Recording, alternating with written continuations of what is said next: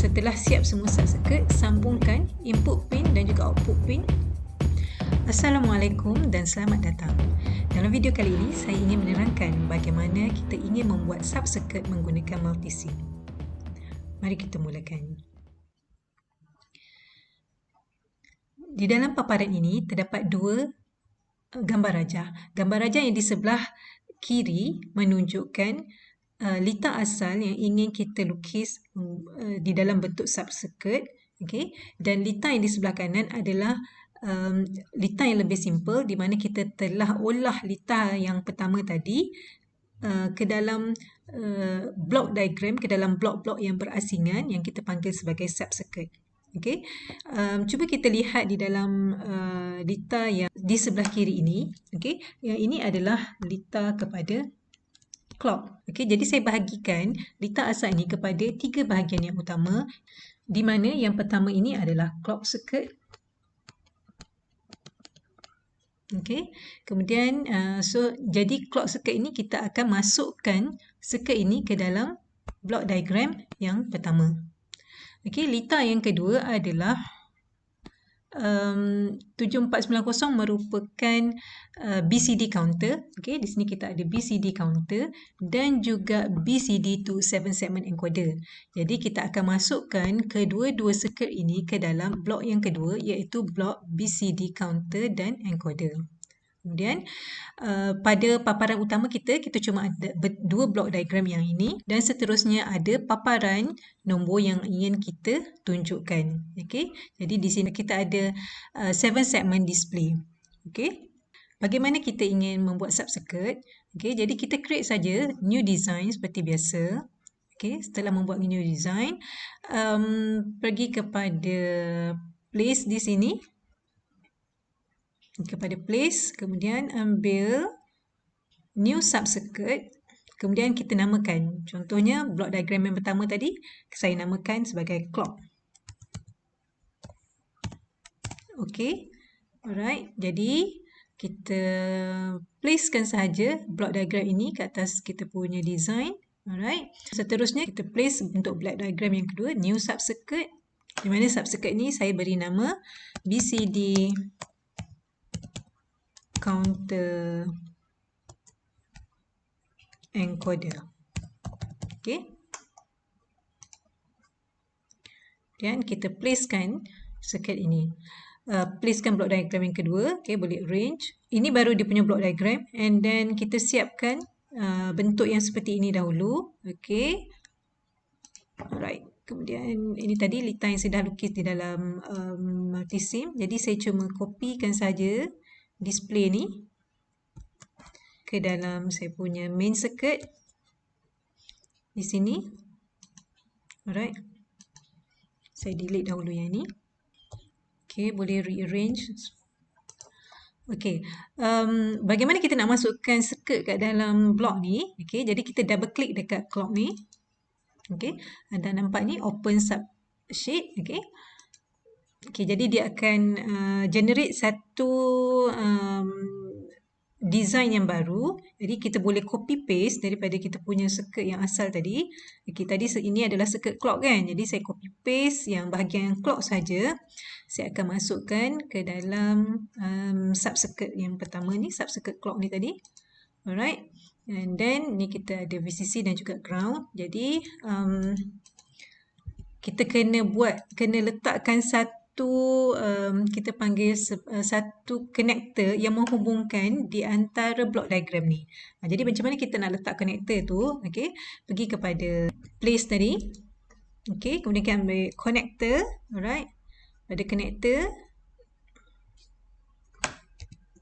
kita ambil input connector. Untuk input ada dua, iaitu input connector dan juga output connector. Okay, so kita place dahulu input connector and then place output connector.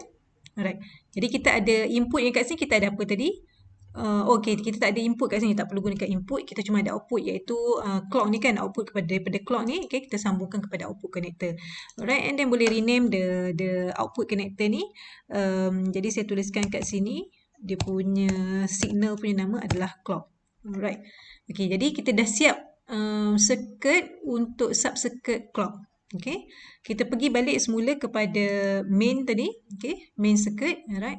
Jadi nampak tadi kita tak ada apa-apa apa ni, connector kat sini tak ada kan. Okay, bila kita tambah connector tadi, okay, dia telah keluarkan, dia telah namakan dekat sini ada satu output di mana output ni bernama clock.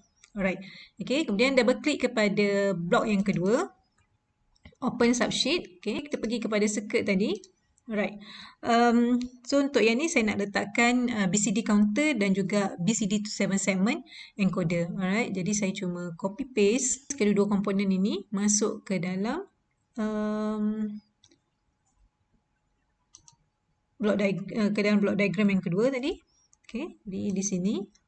Alright, and then kita perlukan ground di sini dan juga VCC. Tadi tak ada ground dan VCC kan.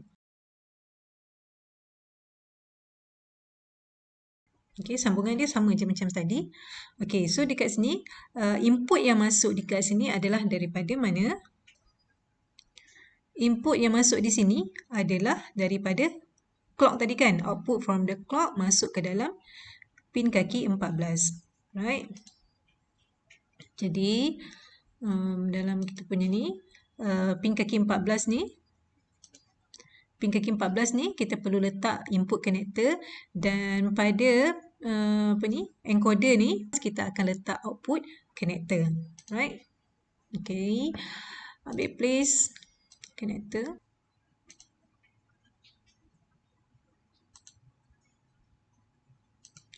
Sambungkan input connector kepada kaki 14 dan kat sini yang akan masuk adalah clock input.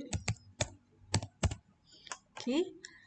Kemudian kita perlukan berapa? 7 output connector.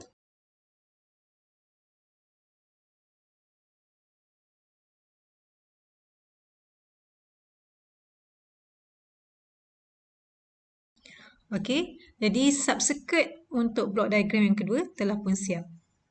Kita pergi kembali kepada main circuit tadi. Okey, jadi kita save dahulu. Okey, sekarang kita dah nampak dah. Tadi kita punya blok diagram yang kedua, dia cuma ada satu blok yang kosong. Okey, sekarang kita telah ada input dan juga output pin pada blok diagram yang kedua. Okey, setelah selesai, kita design untuk setiap blok diagram. Jadi kita boleh sambungkan di antara blok diagram yang kita telah buat tadi. Okey, jadi kita tengok kat sini, output daripada clock punya circuit akan masuk ke dalam input nombor 14 tadi. Okey, jadi kita akan sambung kat sini. Clock ni akan sambung ke sini sebab kita dah bagi nama dia clock kan.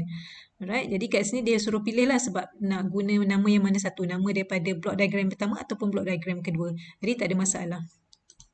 Nak pilih mana-mana. Alright. Kemudian ini tadi ini tadi saya lupa nak tulis tukar nama dia. So kita boleh tukarlah nama kat sini. A B tak nak tukar pun tak ada masalah, tapi kita tukar ni mudah untuk kita rujuk apa pin number yang telah kita set di sini. Okey, so dah nampak kat sini dia punya nama A, B, C, D, E, F, G. Okey, yang ni adalah output daripada encoder tadi, kita akan sambung kepada kita punya 7 segment. Okey, kemudian jangan lupa untuk sambungkan the common and NOT pada kita punya 7 segment. Jadi kita perlukan satu VCC. Okey, maka kita punya main circuit telah pun siap. Kan? Alright, kita nampak kat sini hasilnya yang lebih kemas. Okay, ini adalah circuit tanpa menggunakan sub-circuit. Okay, jadi circuit yang asal. Dan ini pula saya tunjukkan setelah kita menggunakan function sub-circuit di dalam multisim, kita akan nampak satu litar yang lebih simple dan lebih kemas. Okay, jadi kalau kita tengok kat sini, contoh yang saya bagi ni tidaklah complicated. Jadi tak nampak sangat dia punya keperluan dia untuk kita buat sub-circuit. Tetapi untuk litar yang complicated, awak perlukan komponen yang banyak untuk setiap block diagram. Jadi sub-circuit ni sangat membantu sebab bila awak nak lukis semua dalam satu page ni, kemungkinan tak muat kan? Tak muat. Jadi awak perlukan beberapa page untuk siapkan awak punya design. Tapi untuk tujuan demonstrasi pada hari ini, saya cuma tunjukkan letak yang simple saja. Alright, jadi mari kita tengok adakah kita punya sub-circuit ni berjaya. Okay, so boleh run.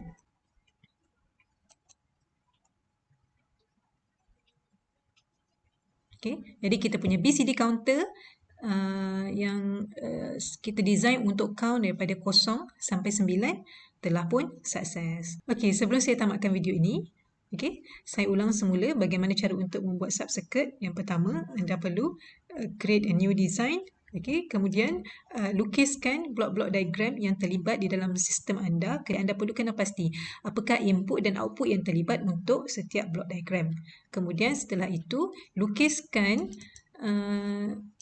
letak untuk setiap sub-circuit. Okay, jangan lupa letakkan input connector dan juga output connector kepada setiap sub-circuit yang telah dibuat. Okay, setelah siap semua sub-circuit, sambungkan input pin dan juga output pin setiap sub-circuit di dalam main circuit. Jadi itulah bagaimana untuk kita membuat sub-circuit menggunakan multisim. Okay? Jadi itu saja dalam video saya pada kali ini. Semoga ianya memberi manfaat kepada anda dan membantu anda untuk menyelesaikan tugasan-tugasan yang diberi.